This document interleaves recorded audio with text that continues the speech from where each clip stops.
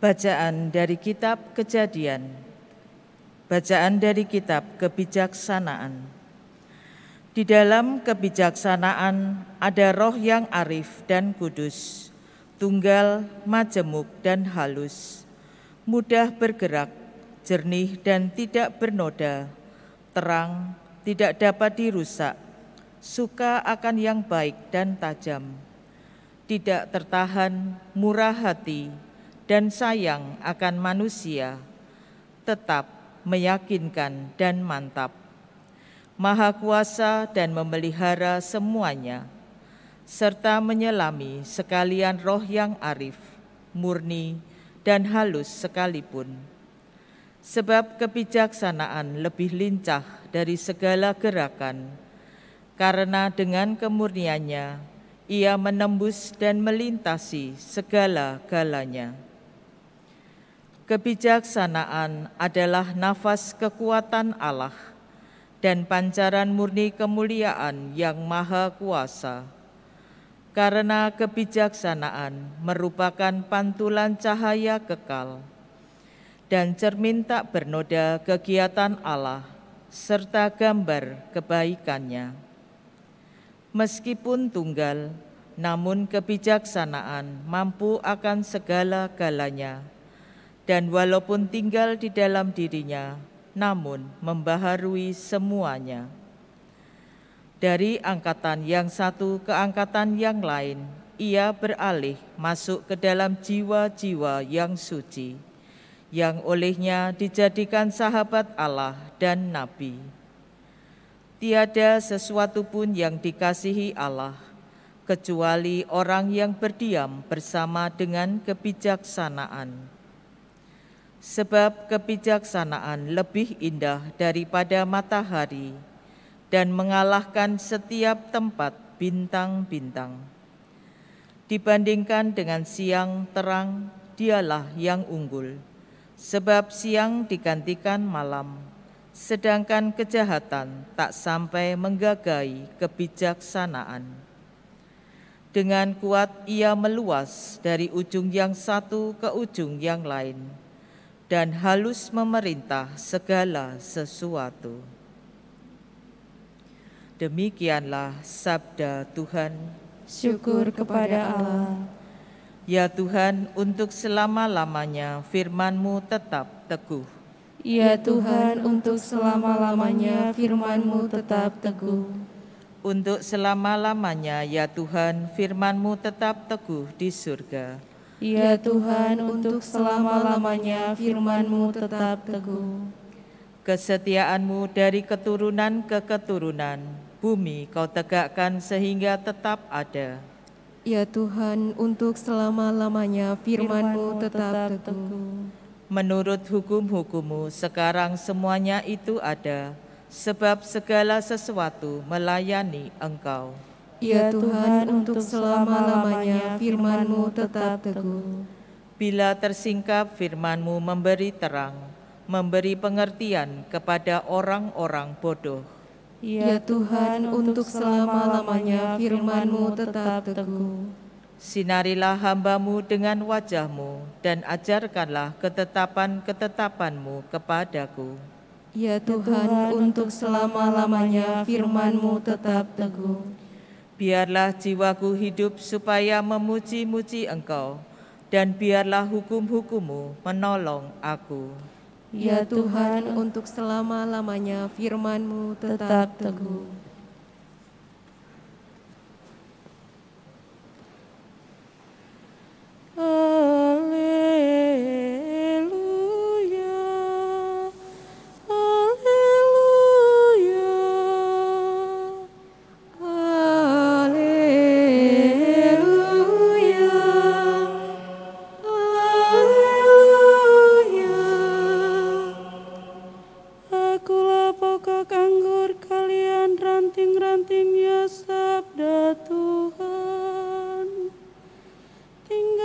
Besertaku maka aku tinggal besertamu, dan kalian akan berbuah banyak. Haleluya.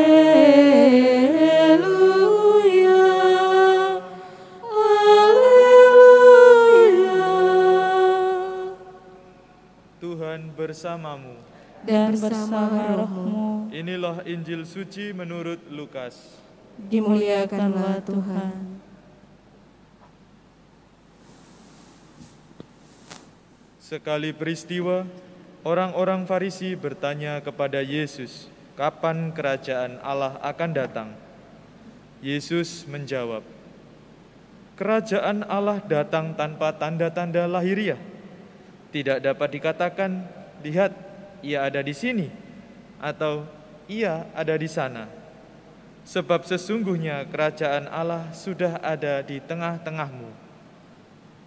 Yesus berkata kepada para murid, akan datang waktunya, kalian ingin melihat salah satu hari Anak Manusia itu, tetapi kalian tidak akan melihatnya. Orang akan berkata kepadamu, lihat, dia ada di sini. Lihat, dia ada di sana. Tetapi jangan kalian pergi ke situ. Jangan kalian ikut. Sebab seperti kilat memancar dari ujung langit yang satu ke ujung langit yang lain, demikian pula halnya dengan Anak Manusia pada hari kedatangannya kelak. Tetapi ia harus menanggung banyak penderitaan dahulu dan ditolak oleh angkatan ini. Demikianlah sabda Tuhan. Terpujilah Kristus.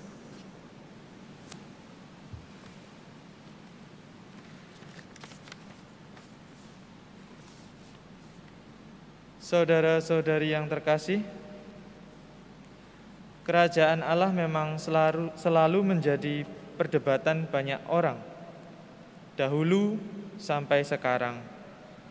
Apakah kerajaan Allah itu bersifat fisik atau bersifat rohani? Ya, banyak sekali perdebatan. Orang-orang Yahudi beranggapan bahwa kerajaan Allah itu bersifat fisik, yakni di mana kerajaan Israel akan dipimpin oleh seorang Mesias yang akan mengalahkan kekuatan politik Romawi pada masa itu.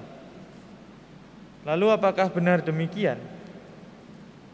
Yesus menjawab pertanyaan orang Farisi bahwa kerajaan Allah rupanya sudah ada di antara mereka.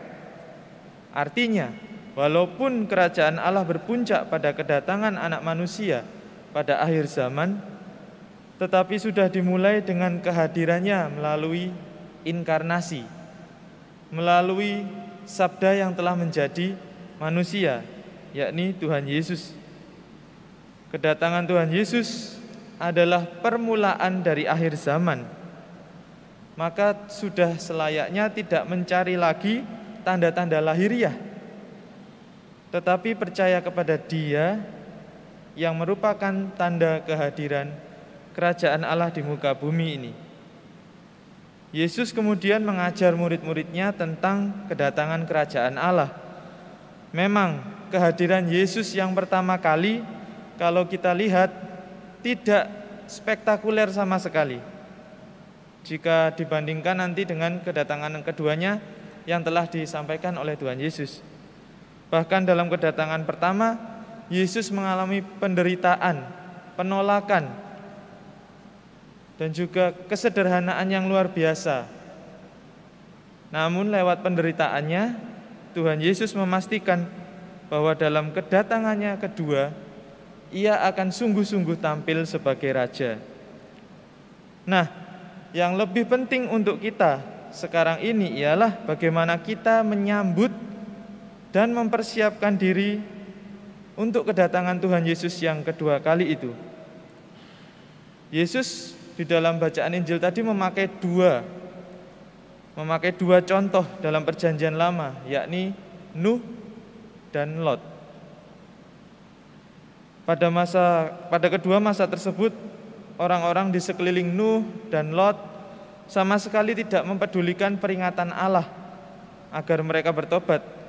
Akibatnya ketika masanya tiba, ketika waktu Tuhan tiba, mereka ditinggal dan dibinasakan seperti kilat memancar dari langit.